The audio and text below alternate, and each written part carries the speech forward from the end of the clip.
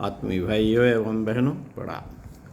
आपको मंदिर जन जागरण के केंद्र बने लेखक श्री राम शर्मा आचार्य।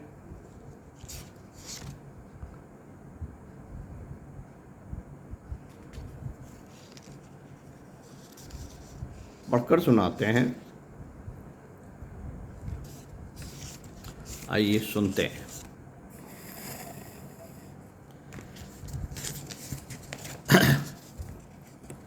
भारतवर्ष में लगभग 6 लाख मंदिर हैं, जिनमें पुजारी नियत हैं और नियमित रूप से सेवा पूजा की व्यवस्था होती है। इनमें से सैकड़ों ऐसे हैं जिनमें दर्जनों कर्मचारी विभिन्न प्रयोजनों के लिए रहते हैं, पर हम न्यूनतम औसत निकालने के लिए यह मान लेते हैं कि हर मंदिर के पीछे केवल एक कर्मचारी नियुक्त है।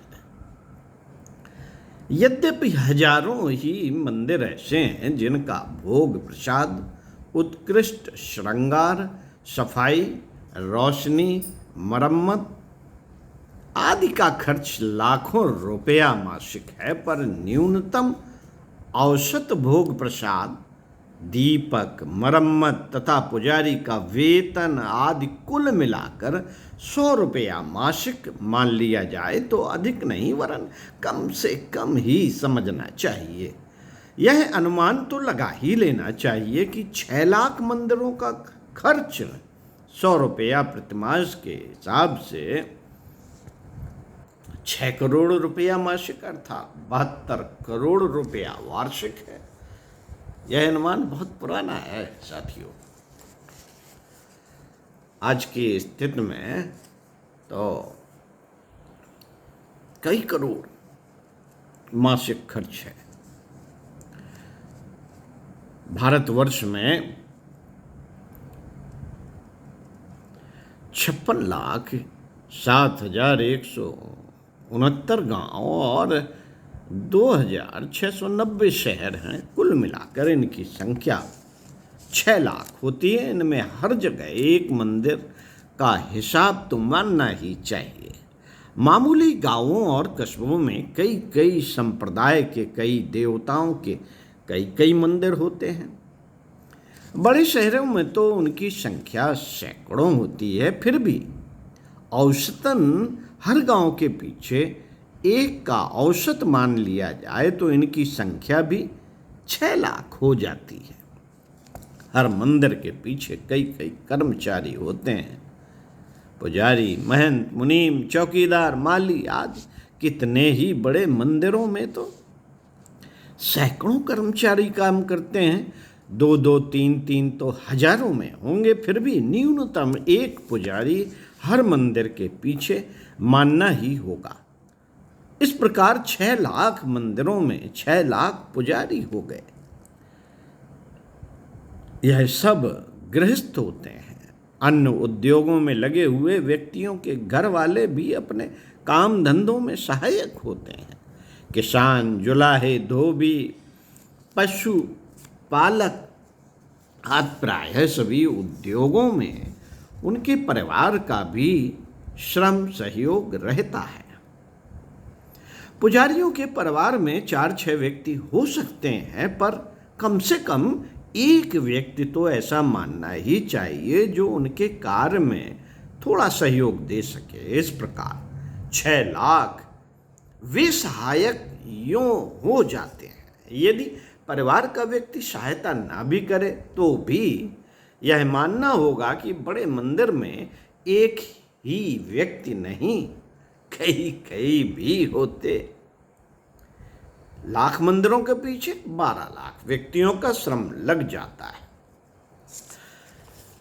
यूं साधारण श्रमिकों की अपेक्षा भोजन, वस्त्र, दक्षिणा, वेतन, मुफ्त निवास आदि का प्रबंध रहने से पुजारी का खर्च कहीं अधिक होता है, पर औसतन न्यूनतम यह खर्च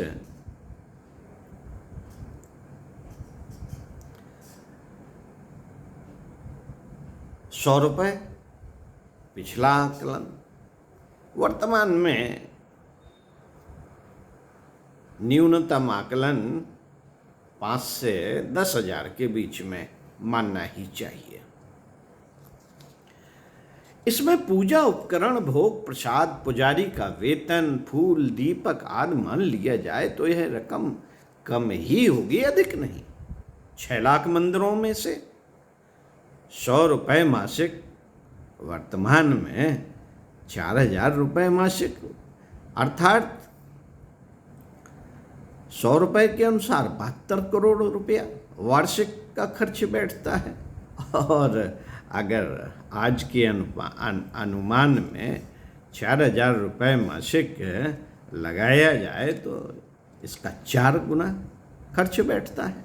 वस्तुतः उससे कई गुना अधिक होता होगा, क्योंकि मथुरा वृंदावन के मंदिरों में से कई का खर्च लाखों रुपया महीना है। ऐसे ऐसे हजारों मंदिर देश में मौजूद हैं। इस तरह 72 करोड़ तो न्यूनतम अनुमानित राशि ही है।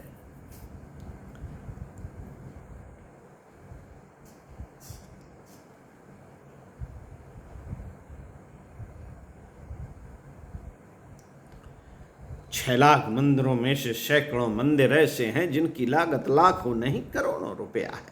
लाखों की लागत वाले तो हजारों होंगे। इस प्रकार 6 लाख मंदिरों की इमारती लागत 600 करोड़ रुपया होती है। मंदिरों का खर्च चलाने के लिए स्थायी फंड सर्वत्र है। किसी मंदिर से कृषि लगी हुई है, किसी से मकान जायदाद, किसी के पास नगदी के रूप में स्थिर कोष है। यह पूंजी भी औसतन 10,000 तो माननी ही पड़ेगी, क्योंकि इससे कम की ब्याज या आमदनी से किसी छोटे मंदिर का खर्च नहीं चल सकता। इस प्रकार यह रकम भी निर्माण पूंजी के बराबर अर्थात 600 करोड़ हो जाती है। मंदिरों का इमारती मूल्य और स्थिर पूंजी दोनों को मिलाकर 1200 करोड़ रुपए होते हैं। साथियों, इतनी विशाल जनशक्ति और इतनी विशाल धन शक्ति का यदि राष्ट्रीय पुनरुत्थान में ठीक तरह उपयोग हो तो उसका परिणाम जादू जैसा हो सकता है। मानसिक मंदिरों की शक्ति भौतिक विकास में खर्च नहीं की जानी चाहिए, न की जाए, पर बौद्धिक, भावनात्मक, सांस्कृतिक एवं नैतिक कार्यक्रम भी क्या कम है?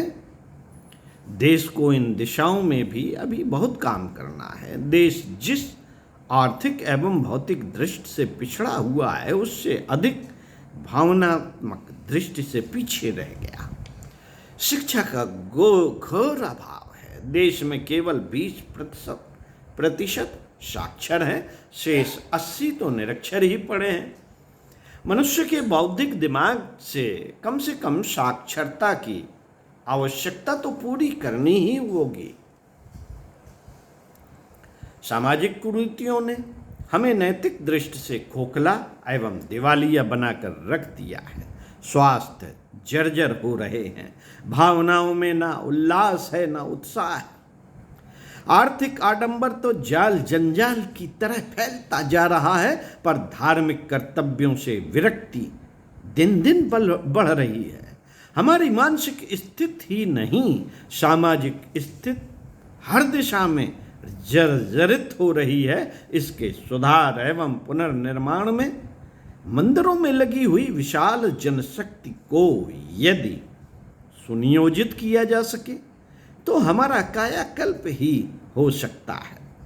भौतिक विकास की योजनाएं सरकार बनाए, यह कार्य उसका है, पर मानसिक एवं भावनात्मक निर्माण तो धर्मतंत्र के माध्यम से हो सकता है।